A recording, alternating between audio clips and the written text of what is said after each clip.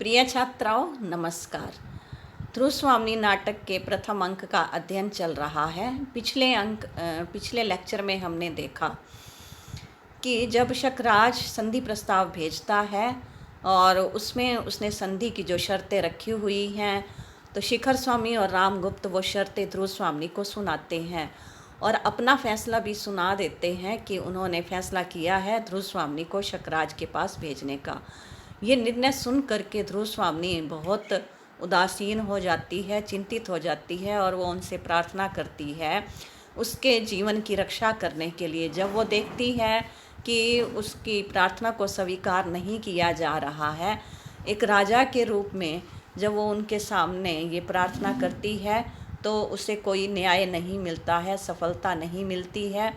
अब वो कहती है कि वो एक पत्नी के रूप में अब अपनी पति से सहायता की मांग करती है। तो ध्रुव स्वामी कहती है मेरी रक्षा करो, मेरे और अपने गौरव की रक्षा करो। अब ध्रुव स्वामी कहती है कि अगर तुम मेरी रक्षा करोगे तो उससे तुम्हारा गौरव भी और ऊंचा उठेगा, तुम्हारा और सम्मान होगा, तो उससे तुम्हारे गौरव की भी रक्षा होगी। राजा, आज मैं शरण की प्रार्थनी हूँ। तो कहती है कि आज मैं तुम्हारी शरण में आकर के मैं प्रार्थना कर रही हूँ, मैं स्वीकार करती हूँ कि आज तक मैं तुम्हारे विलास की सहचरी नहीं हुई। कहते कि माना कि जब से विवाह होकर मैं यहाँ आई हूँ तब से तुम्हारे भोग विलास ऐश्वर्य में मैंने तुम्हारा कोई साथ नहीं दिया। सहचरी माना साथी होना, किंतु वो मेरा अहंकार चूर्ण हो गया। कहते कि वो जो मेरा अहंकार था वो अब ख़त्म हो गया है। मैं तुम्हारी होकर रहूँगी कि अब के बाद अब मैं महसूस कर रही हूँ कि मैं तुम्हारी ही होकर रहूँगी, जैसा तुम चाहोगे वैसा करूँगी, लेकिन तुम मुझे अपनी पत्नी बनाकर रखो। राजा और संपत्ति रहने पर राजा को, पुरुष को बहुत सी रानियाँ और स्त्रियाँ मिलती हैं। कहती है कि अगर राज्य होगा और संपत्ति होगी तो राजा को बहुत सी रानियाँ मिल जाती हैं और पुरुष को बहुत सारी स्त्रियाँ मिल जाती हैं, परंतु यदि व्यक्ति का चरित्र नष्ट हो जाए, सम्मान नष्ट हो जाए, तो उसको फिर कुछ भी प्राप्त नहीं होता है। रामगुप्त उसका हाथ हटाता हुआ, ओहो तुम्हारा ये घातक स्पर्श।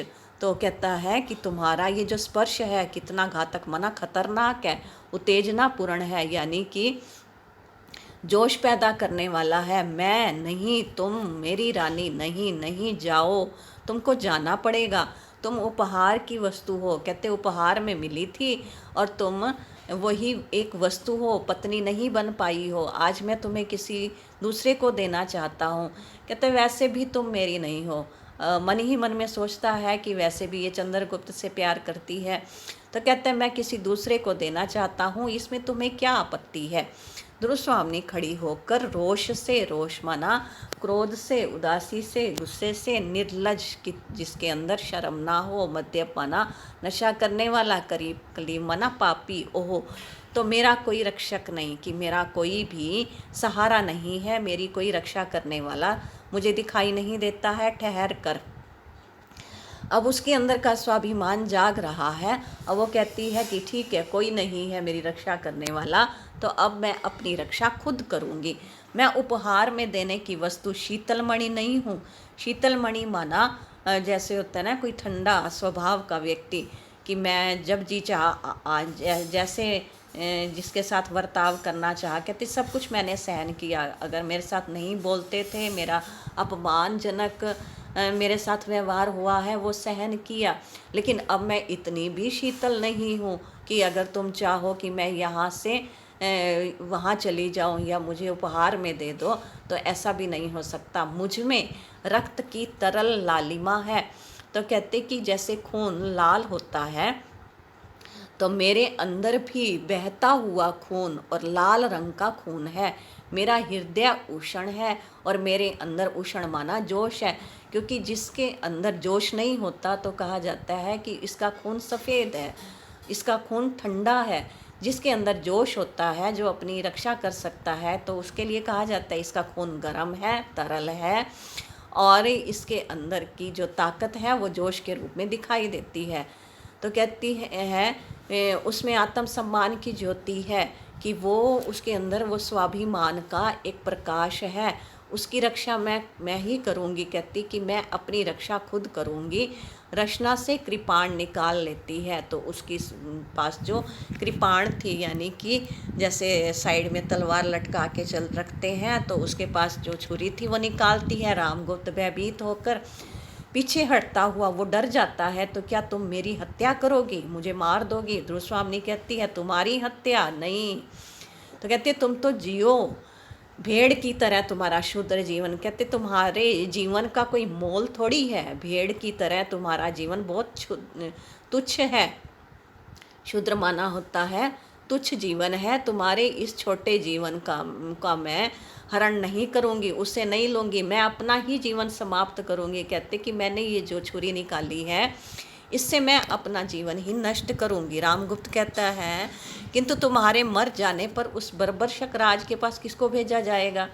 और वो इतना स्वार्थी है। तो कहता है कि अगर तुम मर गई तो फिर शकराज के पास किसको भेजेंगे? फिर युद्ध करना पड़ेगा। नहीं नहीं, ऐसा नहीं करो, हत्या हत्या, दौड़ो दौड़ो, भागता हुआ निकल जाता है। अब दूसरी ओर से वेग सहित चंद्रगुप्त का प्रवेश होता है। चंद्रगुप्त कहता है हत्या? कैसी हत्या? ध्रुवस्वामिनी को देखकर यह क्या महादेवी ठहरिए। तो कहता है, तो ये दृश्य देख करके वो बहुत हैरान हो जाता है। ध्रुवस्वामिनी कहती है कुमार इसी समय तुम्हें भी आना था। कहते कि अब इस समय तुम कहाँ से आ गए? सकरुण देखती हुई मैं प्रार्थना करती हूँ कि तुम यहाँ से चले जाओ।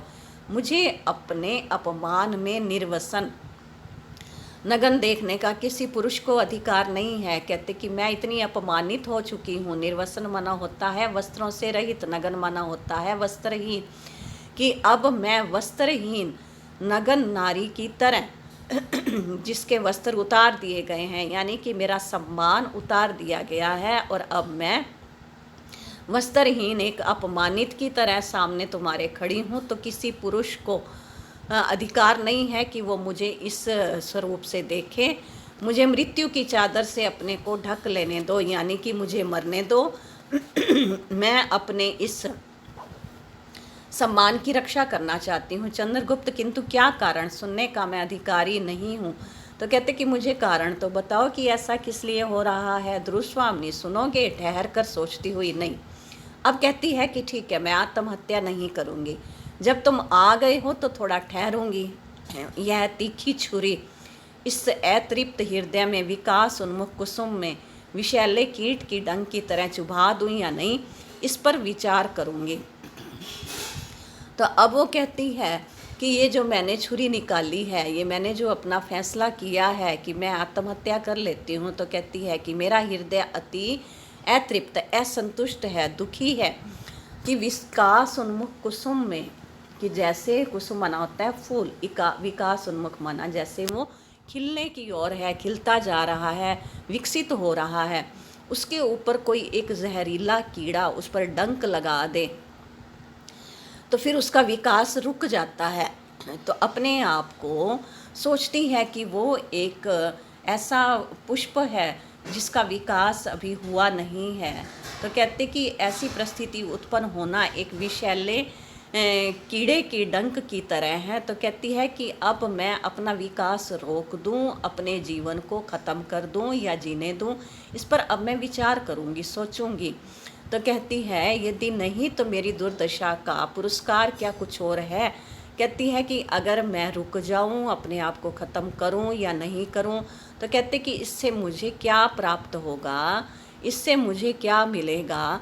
हाँ, जीवन के लिए कृतज्ञ, उपकृत और आभारी होकर किसी के अभिमान पूर्ण आत्म विज्ञापन का भार ढोती रहूं। कहती है कि अच्छा ठीक है कि अगर मैं आत्महत्या नहीं करती मैं अपने जीवन को बचाती हूँ, अपने जीवन के ऊपर उपकार करती हूँ, उपकृत और आभारी होकर किसी के अभिमान पूर्ण आत्म विज्ञापन का भार ढोती रहूँ। तो कहते फिर मैं इस तरह का एक अपने ऊपर भार लेकर के जीती रहूँगी कि मेरा कितना अपमान हुआ था, तो वो जो मेरा अंदर का स्वाभिमान है मुझे कचोटता रहेगा।